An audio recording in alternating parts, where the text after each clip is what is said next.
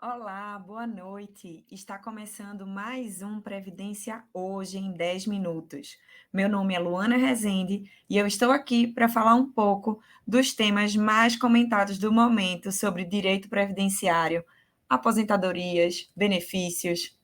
Hoje vamos falar sobre o microempreendedor individual, o MEI.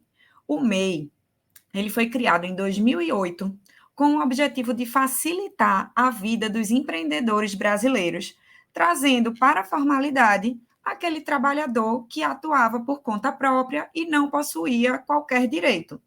Dessa forma, foi criado o Instituto, o MEI, através da Lei Complementar número 128. Por se tratar basicamente de um sistema simplificado de recolhimento em valores fixos mensais dos tributos abrangidos pelo Simples Nacional, CIMEI, o MEI facilita a vida do empreendedor e possibilita focar na sua atuação principal, no objetivo do seu negócio.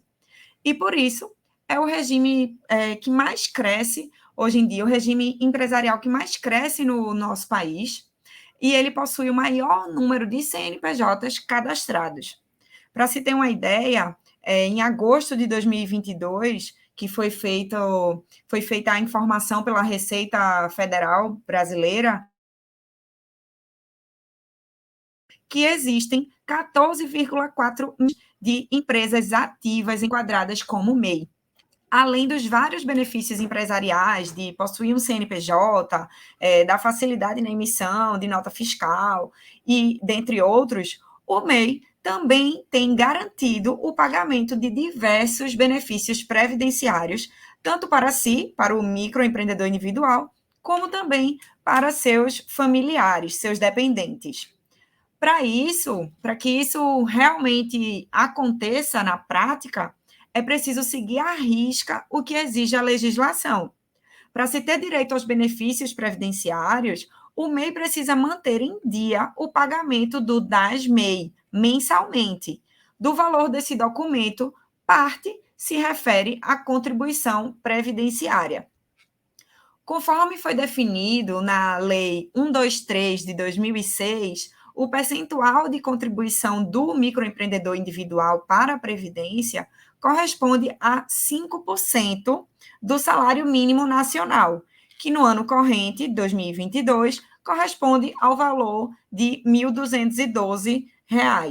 O que vai variar no valor da guia de pagamento do DAS-MEI são os tributos municipais e ou estaduais, que serão adicionados ao valor de 5% do salário mínimo, que atualmente corresponde o valor dos 5% a R$ 60,60, que é exatamente a contribuição previdenciária. Realizado esse pagamento em dia, o microempreendedor individual ele pode fazer jus caso preencha os requisitos, os demais requisitos necessários de cada benefício, a uma aposentadoria por idade, auxílio-doença, aposentadoria por invalidez, auxílio-reclusão, pensão por morte e também ao salário maternidade. Além desses benefícios, o MEI, ele, caso queira receber uma aposentadoria por tempo de contribuição, tendo em vista as mudanças ocorridas na reforma da Previdência em 2019, passou a ser uma faculdade do MEI escolher ou não receber essa aposentadoria por tempo de contribuição. Para isso, é necessário que ele faça a complementação do valor da sua contribuição previdenciária, tendo em vista que ele pagou o referente a 5% apenas, é necessário que ele complemente para fazer jus a uma aposentadoria por tempo de contribuição.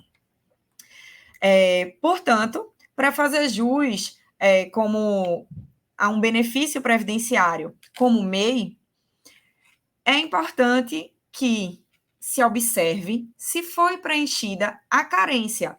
Aliás, não apenas como MEI, mas também como qualquer outro tipo de segurado da Previdência Social, antes de requerer qualquer benefício, é importante verificar o recebimento, o preenchimento, perdão, da carência. Mas o que é carência, né? Carência é o número mínimo de contribuições mensais indispensáveis para a percepção de determinado benefício. E ela só começa a ser computada após o primeiro pagamento tempestivo, ou seja, após o primeiro pagamento em dia. Caso contrário, se o pagamento for feito em atraso, para computar como carência, é preciso que a pessoa que está efetuando o pagamento possua ainda a qualidade de segurado. Você sabe o que é qualidade de segurado? Sabe quais são as opções, as possibilidades para a manutenção dessa qualidade de segurado, ainda que não esteja efetuando contribuições à Previdência Social? Isso a gente vai tratar agora, rapidamente. Bom, possui qualidade de segurado quem está em dia com as contribuições no INSS, ao INSS, ou que está passando por uma situação específica, que é chamado de período de graça, que não está contribuindo por alguma causa, porém, mesmo assim, é considerado um segurado do regime geral de previdência. Saber, inclusive, sobre o período de graça é uma das coisas mais importantes para o segurado, porque pode representar a sutil diferença entre o deferimento ou o indeferimento do benefício que está sendo pleiteado. Por exemplo, não vai ter direito a um benefício por incapacidade, a um salário maternidade e a um auxílio reclusão, caso a data de início, o fato gerador, qual seja a incapacidade, o nascimento de um bebê, por exemplo, no caso salário maternidade. A gente já viu aqui no canal que existem outras formas, outros motivos para o recebimento do salário maternidade, que não apenas o nascimento do bebê, mas aqui a título de exemplo, eu não vou entrar nesses detalhes, vocês podem procurar aqui, eu posso colocar também o link nos comentários desse vídeo em que falamos sobre o assunto. E no caso do auxílio reclusão, a data da prisão necessita ser em um período que o indivíduo tenha qualidade de segurado, que ele esteja no chamado período de graça. Os prazos desse chamado período de graça, eles podem variar entre 3 e 36 meses, mesmo sem as contribuições, trabalhos ou benefícios do segurado em igual período. A contagem, como dito, ela se inicia no mês seguinte ao último vínculo do segurado. Ou seja, mesmo que se encerre um contrato de trabalho no início do mês, a contagem do período de graça se iniciará no mês seguinte ao do fim do vínculo.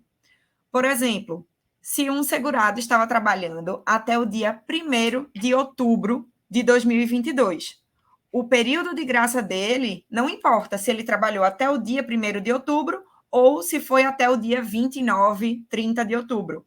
O que importa é que no mês de outubro ele trabalhou. Então, o período de graça apenas começará a contar no mês de novembro. Além dos prazos de manutenção da qualidade de segurado, a legislação aplicável traz expressamente disposições de que o período de graça acaba no dia seguinte ao vencimento da contribuição do contribuinte individual, que, por sua vez, tem que ser feita até o dia 15 do mês seguinte àquele que se refere à contribuição.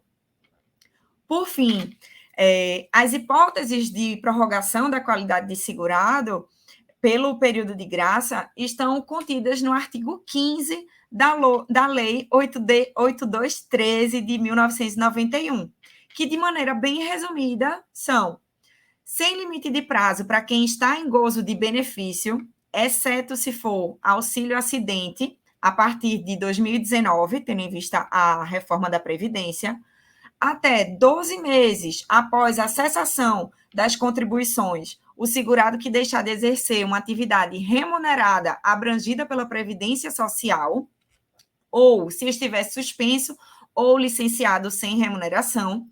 Lembrando que, se o segurado, quando cessarem as contribuições, já possuía mais de 120 contribuições de forma contínua, sem a perda da qualidade de segurado, esse prazo pode ser prorrogado em até 24 meses.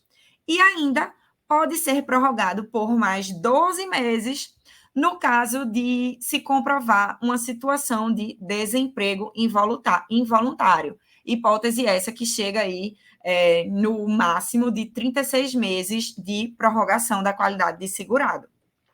Pode ser prorrogada ainda por 12 meses após cessar a segregação do segurado acometido por doença de segregação compulsória, ou ainda até 12 meses após o livramento do segurado retido ou recluso, e ainda por 3 meses após o licenciamento do segurado incorporado às Forças Armadas para prestar serviço militar. E a nossa última hipótese pode ser prorrogada em até 6 meses após a cessação das contribuições, quando for um segurado facultativo. E aí, o que você achou do nosso conteúdo de hoje? Me conta nos comentários. Qualquer dúvida, entre em contato com a gente. Será um prazer saná-las. Até a próxima. Tchau, tchau.